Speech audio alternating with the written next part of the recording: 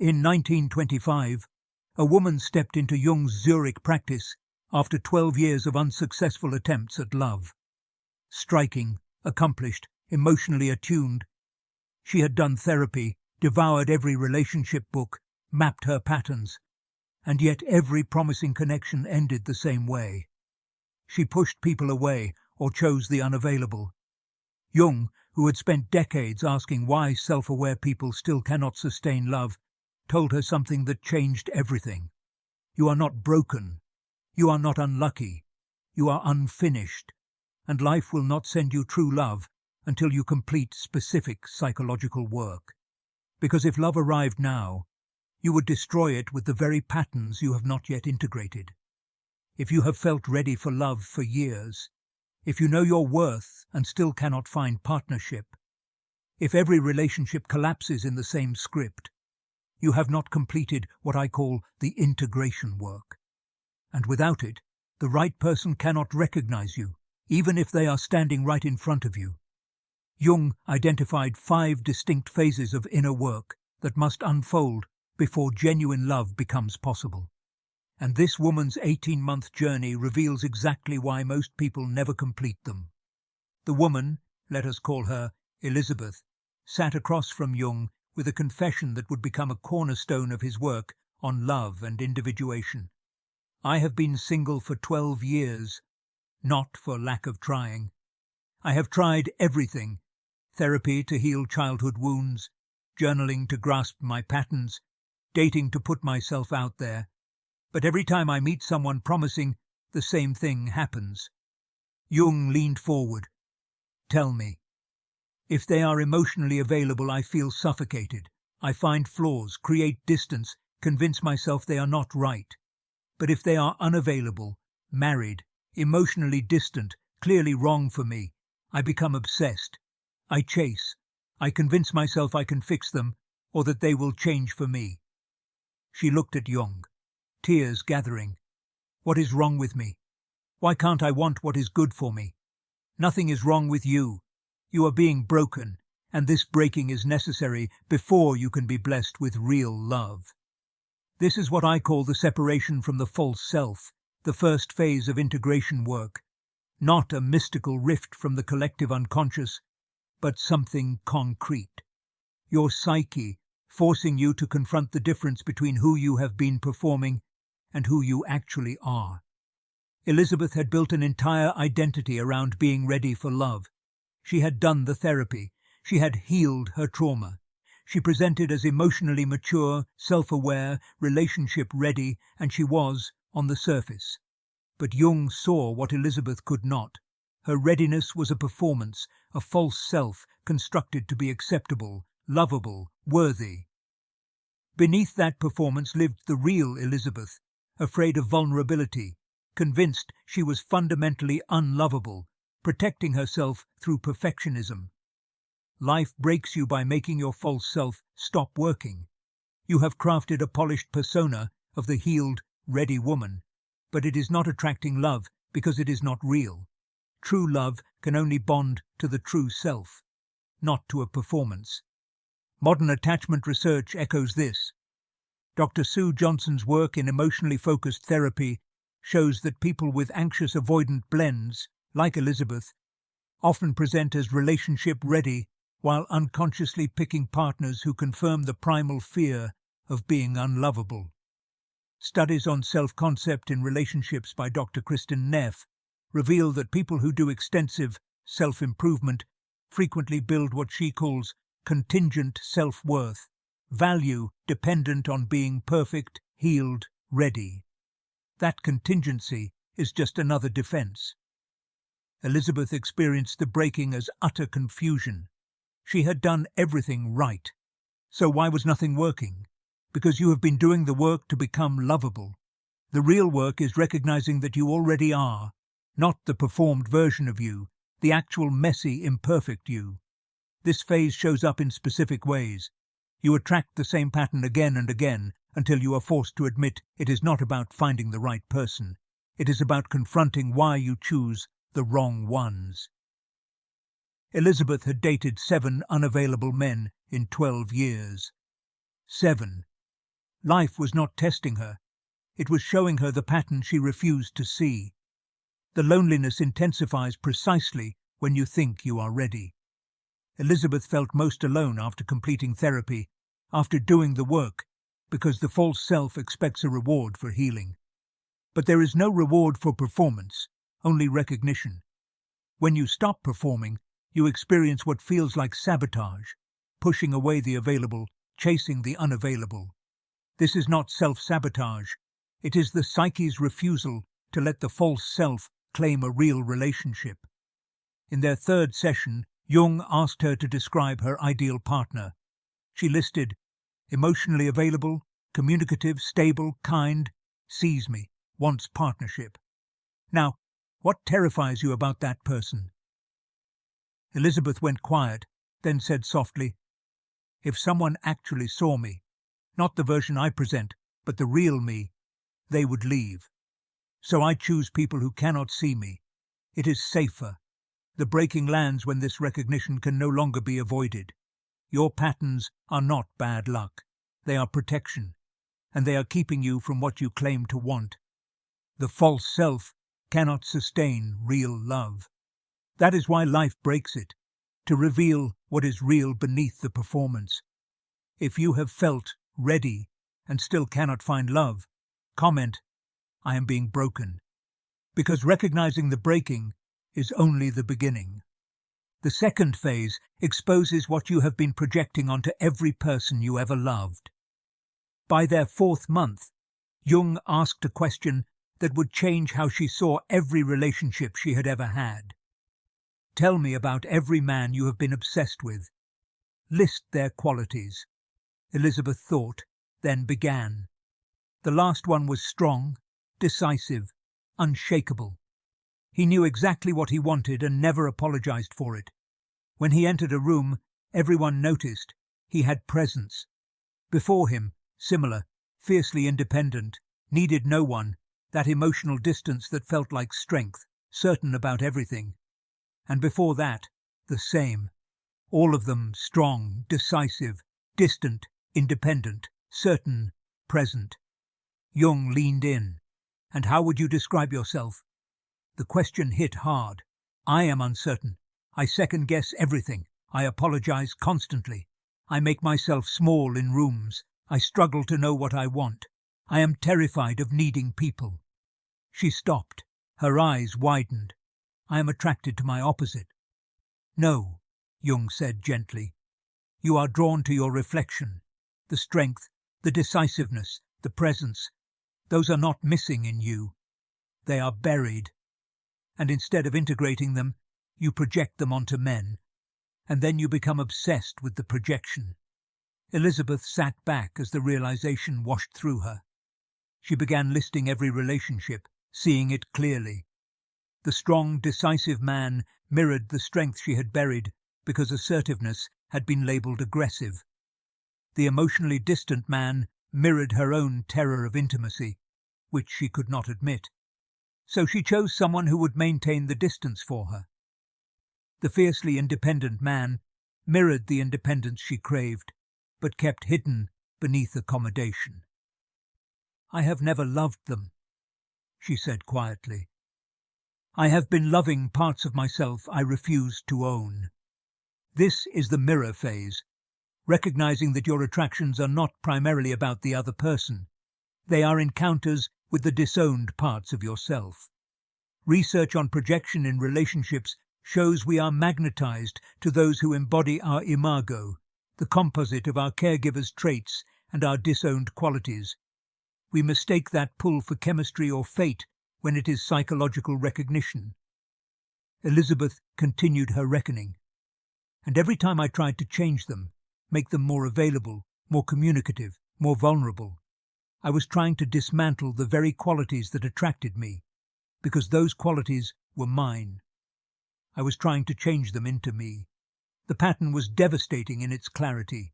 She had grown up where feminine meant accommodating, soft, yielding. Assertive was bossy, decisive was unfeminine. Strength made you unlovable. So she buried those traits, convinced they would cost her love.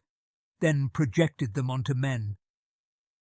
Anais Nin lived this very pattern. She married a stable, gentle banker, Hugo, while pursuing passionate affairs with unavailable artists like Henry Miller. She wrote, "Hugo represents security, the world's approval, but I am alive only with the unavailable ones." She never integrated both. She split, marriage for safety, affairs for aliveness, never whole with anyone because she had split herself between them. In the weeks that followed, Elisabeth began the integration work Jung outlined. First, identify precisely what you have been projecting. She made a list: strength, decisiveness, emotional boundaries, independence, certainty, presence. Second, she wrote, "I am strong, I am decisive, I maintain healthy boundaries, I am independent, I am certain, I have presence." Each line felt like a lie, which told her she had found the disowned parts. Third, instead of seeking these traits in men, she practiced embodying them herself, making firm decisions without apology, upholding her boundaries rather than being attracted to distance, trusting her own knowing instead of outsourcing certainty. The work was excruciating. If I become strong and decisive, will anyone love me? I feel I must choose, be myself or be loved. In session, Jung challenged it. That is the false choice the false self invented. Real love is only possible when you are fully yourself. The performed, accommodating version of you attracts performed relationships. The integrated real you attracts real love. By month 8, something shifted. I met someone interesting, kind, available, steady. And this time, I was not obsessed. I did not need him to complete me. I felt curious. Is this what it is supposed to feel like? Jung smiled. When you stop projecting, you start seeing.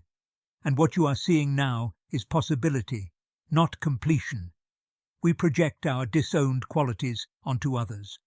Real love becomes possible only when we reclaim those projections and integrate them.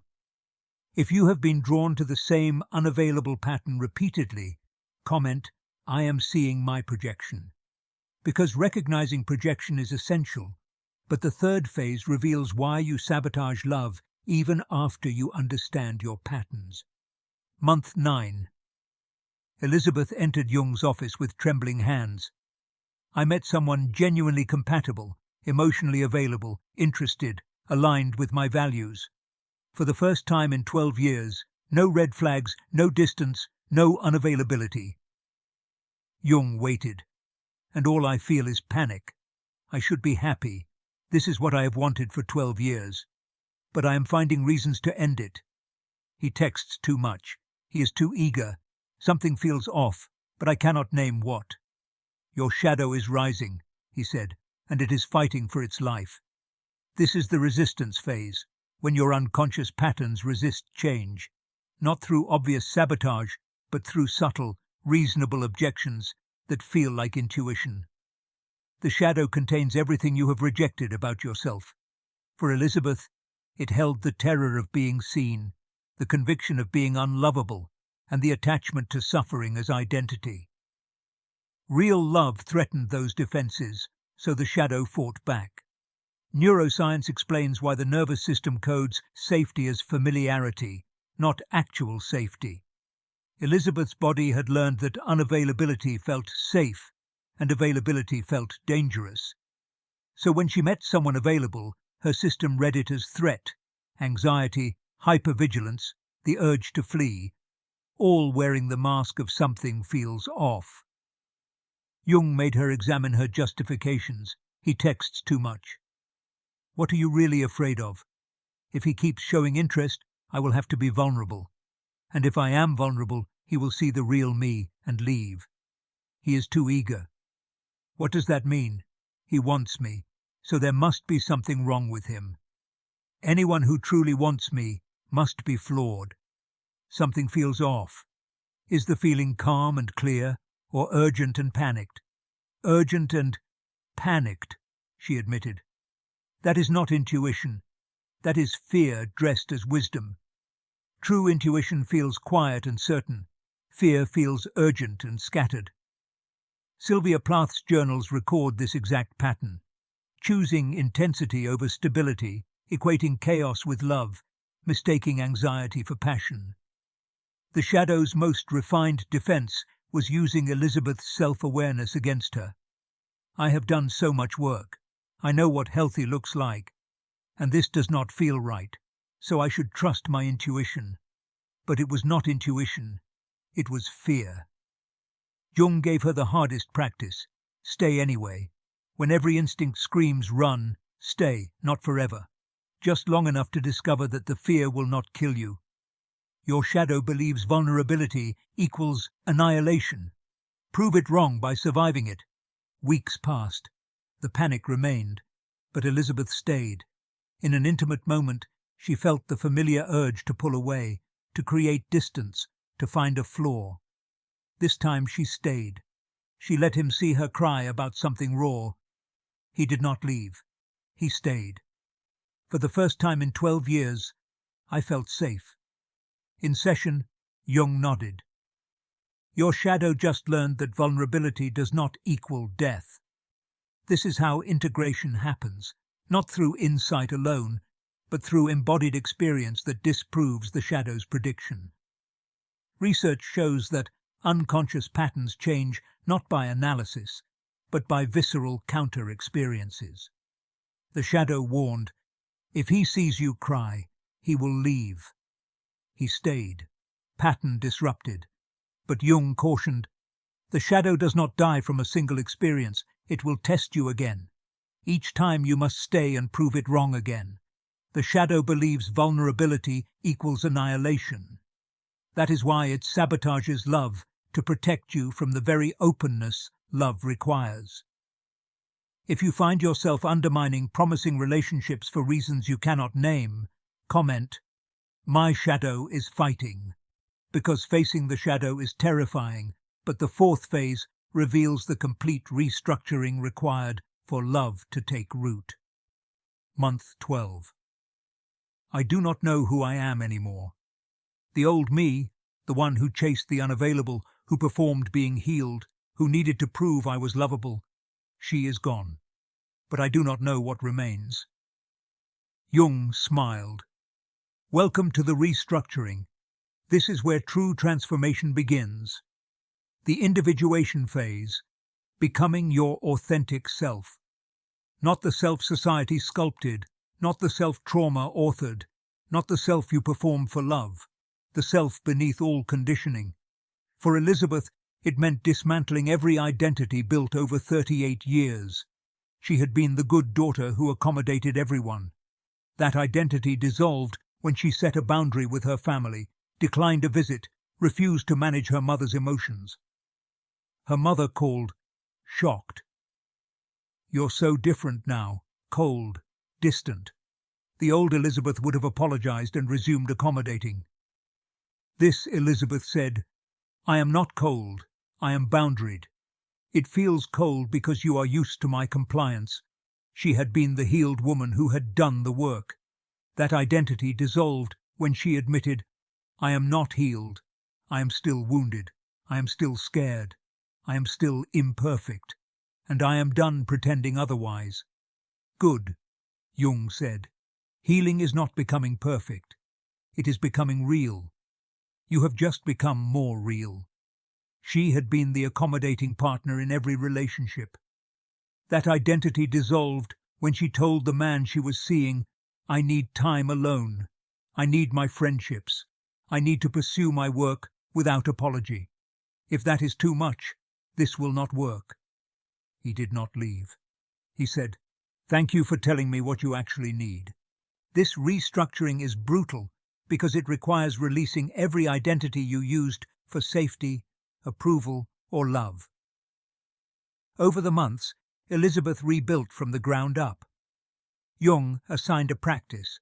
For 1 month, make every small decision based on what you actually want, not what you think you should want or what would please others. What do you want for breakfast? What music do you want to hear? What do you want to wear? It was excruciating. I do not know what I want. I have never asked. then discover it. Choose something. See how it feels. Choose differently tomorrow. This is how you meet yourself. Patterns emerged. She liked quiet mornings, preferred bold colours over neutrals, enjoyed solitude more than constant plans, wanted focused work time more than people-pleasing. This feels selfish, this feels unfamiliar. You are meeting the real Elisabeth. She has been buried under 38 years of performing what others wanted. Month 14, she launched the business she had dreamed about for years. Decisiveness integrated. She travelled alone to a place she had always wanted to visit. Independence integrated. She spoke up in meetings without apologizing. Strength integrated. I feel like I am becoming someone I do not recognize. You are becoming someone you were never allowed to be. The woman who is both soft and strong, vulnerable and boundaried, accommodating by choice, assertive when needed. That is integration.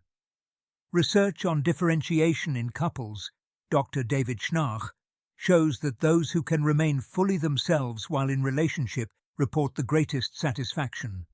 But reaching differentiation requires this painful restructuring. Month 16. Elisabeth had become nearly unrecognizable. Her mother: I don't know you anymore. Elisabeth: I am learning to know myself. That matters more than you knowing me. A friend: You've gotten so serious about your boundaries. Elisabeth: I am done performing fun. I am being real, the man she was dating. I feel like I am meeting the real you for the first time. Elisabeth: You are. I am meeting her too. Jung observed her transformation. You have stopped performing lovability. You have started being yourself. This is the only foundation upon which real love can be built. False identities attract false relationships. You must restructure your entire self before true love becomes possible. If you are in the void between the old identity and the new self, comment, I am restructuring. Because the restructuring lays the foundation, but the final phase reveals the paradox that makes love finally possible. Month 18. Elisabeth's final session with Jung. I think I am done searching for love. Not bitterly. Not giving up. I truly do not need it anymore. For 12 years, I oriented my life around finding partnership. Now, I am complete as I am. If love comes, wonderful. If not, I am still whole. Jung leaned back, satisfied. Now you are ready. This is the paradox phase, when you must release the very thing you seek before you can receive it. Not forced detachment or spiritual bypass, but genuine completion. Elisabeth had believed for 12 years, I will be complete when I find love. Jung's work revealed the truth. You will find love when you are complete. The surrender is not abandoning love. It is releasing love as the condition for wholeness. Before surrender, love is the missing piece.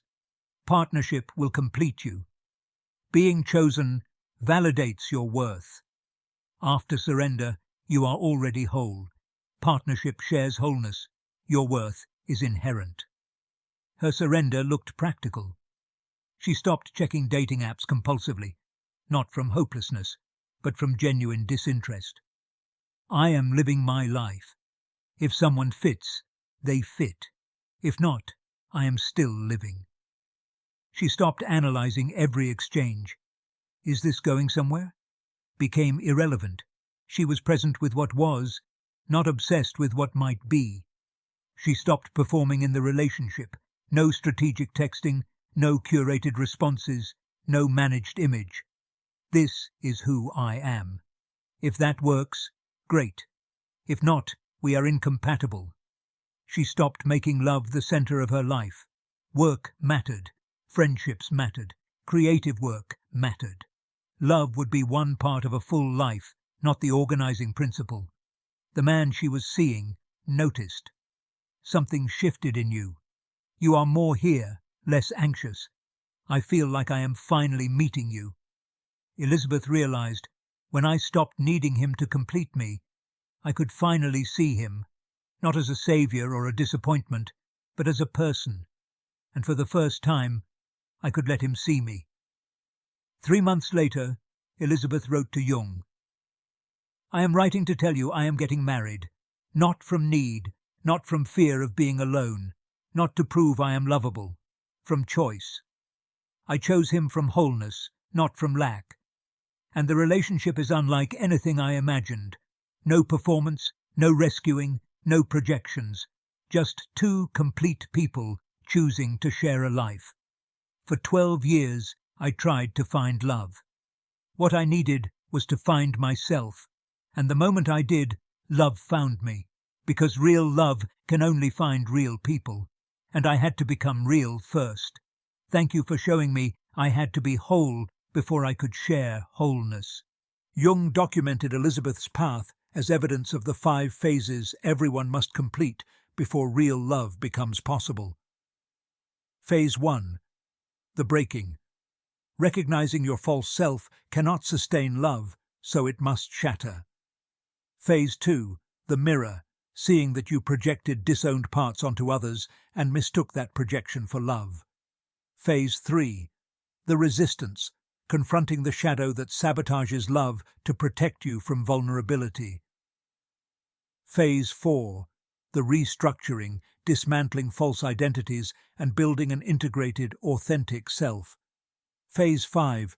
The surrender, releasing love as the condition for completeness and becoming whole first. Most people never complete even one phase. They remain in the breaking, blaming others for their loneliness.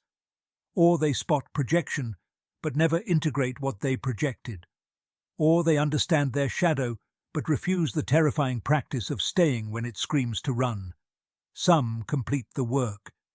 Jung's own marriage transformed after his integration. Both he and Emma became Jungian analysts and remained together until her death, both deeply individuated. Some do not.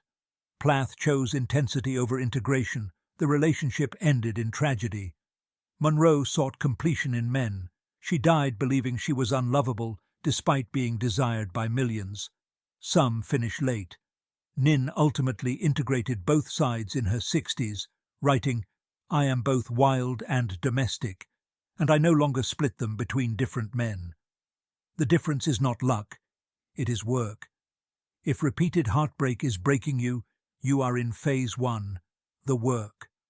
Stop performing readiness. Get honest about who you are beneath the persona. If you keep choosing the unavailable, you are in phase 2, the work. Identify your projections. Integrate those qualities into yourself instead of chasing them in others. If you sabotage the promising, you are in phase 3, the work. Name your shadow's fears. Stay when every instinct says, run. Disprove your shadow through embodied experience. If you no longer know who you are in phase 4, the work. Rebuild from the foundation. Discover authentic desires. Establish real boundaries. Reclaim disowned parts. If you feel complete as you are in phase 5, the work. Live fully from this wholeness. Love becomes possibility, not necessity. Jung's final wisdom held it all. You spent 12 years trying to find love.